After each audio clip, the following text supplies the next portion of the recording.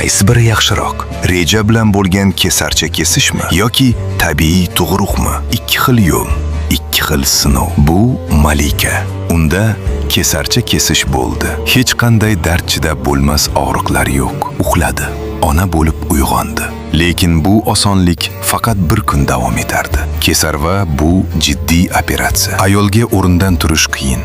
Bolani qo'liga olish ham azob. Bu esa Guli. U tabiiy tug'ruqni tanladi. 15 soatlik dahshatli og'riqlar, dard va butunlay holdan to'yish. U erkaklar hatto tasavvur qilolmaydigan azobdan o'tdi. To'g'ri, u tezroq oyoqqa turdi, lekin tanasi juda charchagan. Asablari esa kuchli shokdan keyin tiklanishi oson kechmaydi. Malika Guliga qarab, nega o'zini bunchalik qiynadi deb o'ylaydi. Guli esa Malikaga qarab, oson yo'lni tanlab, haqiqiy ayollik sinovidan qochdi deb hisoblaydi. Lekin haqiqat shuki, har ikkala yo'lning ham o'z qiyinchiligi bor.